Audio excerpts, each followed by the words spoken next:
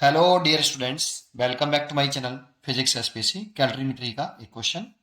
When m1 gram ice at minus के 10 degree Celsius, specific heat of ice 1/2 calorie per gram degree Celsius is added to m2 gram water at 50 degree Celsius. Finally, no ice is left and water is at 0 degree Celsius.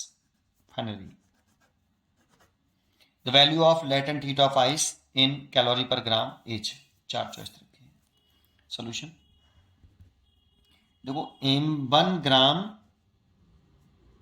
Ice है, temperature है minus के 10 degree Celsius. इसको mix किया जा रहा है m2 gram of water में eight 50 degree Celsius. इसको एक पूरा सिस्टम कंसिडर कर लो. सबसे इंपॉर्टेंट पॉइंट ये है जो मैं बता रहा हूं. और ये सिस्टम सराउंडिंग के साथ, इस पूरे को सिस्टम मान लिया, सराउंडिंग के साथ हीट एक्सचेंज नहीं कर सकता. ना सराउंडिंग से एनर्जी ले सकता है और ना ही सराउंडिंग को एनर्जी दे सकता है. केवल सिस्टम हीट एनर्जी को रीडिस्ट्रीब्यूट कर सकता है. मतलब अगर आइस से जब वो वाटर में कन्वर्ट होगा तो आइस वाटर में कन्वर्ट करने के लिए एनर्जी एब्जॉर्ब करेगा, मतलब लेगा. और जब ये वाटर 0 डिग्री सेल्सियस पे आएगा तो ये एनर्जी रिलीज करेगा. तो जो ये रिलीज करे उसको ये एब्जॉर्ब कर ले. केवल ये एनर्जी को रिडिस्ट्रीब्यूट कर सकते हैं, आपस में ले दे सकते हैं, लेकिन सिस्टम सराउंडिंग से ना एनर्जी ले सकता है ना दे सकता है. सबसे मेन पॉइंट ये है. अब करते हैं इसको. जैसे इसमें कह रहा है कि finally no ice left in water at 0 degree Celsius. जैसे वाटर में बदल लो तो देखो, आइस को अगर वाटर में बदलना है तो आइस वाटर में मेल्टिंग पॉइंट पर चेंज होती है और मेल्टिंग पॉइंट होता है इसका 0 डिग्री सेल्सियस. स्टेट चेंज होती है कांस्टेंट टेम्परेचर पर 0 डिग्री सेल्सियस पर, मेल्टिंग पॉइंट पर. यहाँ 10 माइनस के 10 है तो पहले से 0 पे लेके आओ. m1 gram ice eight 0 degree Celsius. देखो टेम्परेचर बढ़ गया है और टेम्परेचर बढ़ा है तो इसने आइस ने एनर्जी एब्जॉर्ब करी होगी. कितनी? Q is equal to M S specific heat of ice into delta T. तो स्पेसिफिक हीट ऑफ आइस हमें रखी है 1/2 calorie per gram degree Celsius. Question में गिवन है. मास दे रखा है m1 ग्राम, स्पेसिफिक हीट है 1/2 और टेम्परेचर राइज हुआ है 10 डिग्री सेल्सियस. तो ये हो गया 5m1 कैलोरी. ठीक है, इतनी एनर्जी इसने ऑब्जर्व करी होगी. अब इसको ले आओ किस पर? वाटर में कन्वर्ट कर लो. आइस को वाटर में कन्वर्ट कर लेंगे, वो 0 डिग्री सेल्सियस पर ही होती है मेल्टिंग पॉइंट पर. तो वाटर एट 0 डिग्री सेल्सियस आ जाएगा बेटा. m1 gram water at 0 degree Celsius. जब आइस वाटर में कन्वर्ट करता है तो आइस एनर्जी एब्जॉर्व करता है.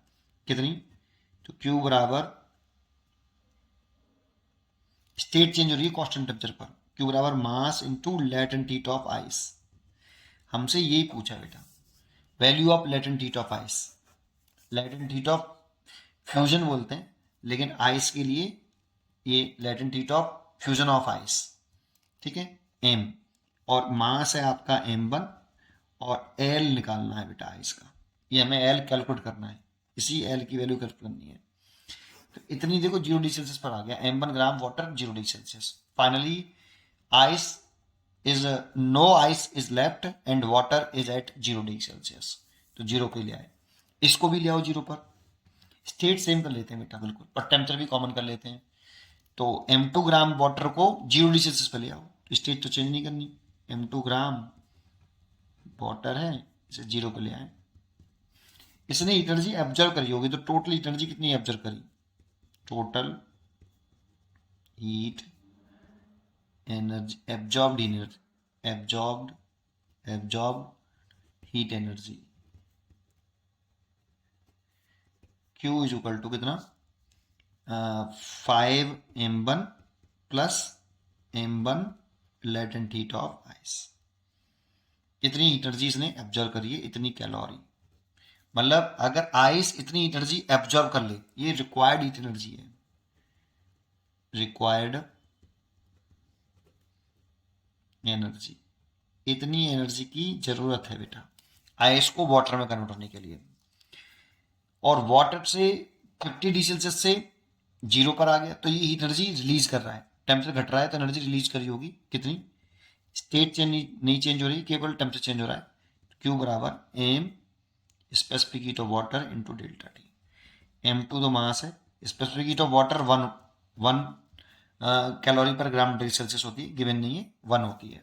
Specific heat of water 1 calorie per gram degree Celsius, और specific heat of ice question में गिवन है 1/2 calorie per gram degree Celsius into delta T. 50 का चेंज है देखो तो 50, तो ये कितनी एनर्जी है आपकी 50 m2 कैलोरी, इतनी इसने रिलीज कर दी। और ये भी देखो फाइनली 0 डिग्री सेल्सियस पर वाटर लाना है, तो वाटर आ गया 0 डिग्री सेल्सियस पर, तो ये कितनी एनर्जी रिलीज करी है, रिलीज एनर्जी है ये कितनी 50 m2 कैलोरी, इसने रिलीज करी, ये उसको एब्जॉर्ब कर लेगा, तो ये दोनों बराबर होने चाहिए अकॉर्डिंग टू कैलोरीमेट्री प्रिंसिपल।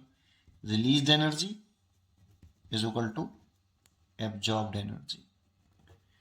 ये अवेलेबल हीट है, इतनी अवेलेबल है, ये पूरी की पूरी इसको अगर दे दे तो ये पूरा का पूरा आइस मेल्ट हो जाएगा, वाटर में कन्वर्ट हो जाएगा। सेम में आ गए देखो m ग्राम वाटर 0 डिग्री सेल्सियस और m1 gram water at 0 degree Celsius, 0 पे ले आए सब।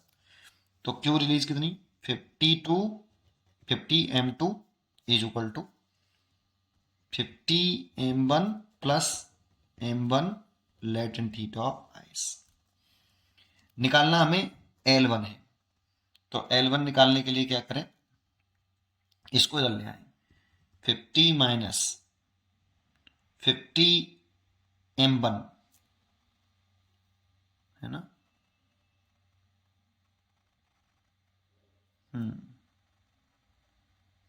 ये 50 नहीं है, ये 5m1 है शायद, हाँ ये 5m1 है यार, 5m1 50m2 minus 5m1 is equal to m1 into latent heat of ice. तो latent heat of ice is equal to m1 का डिवाइड कर लो 50m2 minus 5m1 divide by m1, m1 को वो साइड के साथ लिख दो तो 50m2 over m1 minus 5, latent heat of ice निकले आएगा। तो इसका चॉइस होनी चाहिए आपकी 50m2 अपॉन m1 माइनस के 5, सी चॉइस इज करेक्ट। उम्मीद करता हूँ कि आपको ये क्वेश्चन जरूर समझ में आया हो, पढ़ते रहिए और खुश रहिए। Thank you.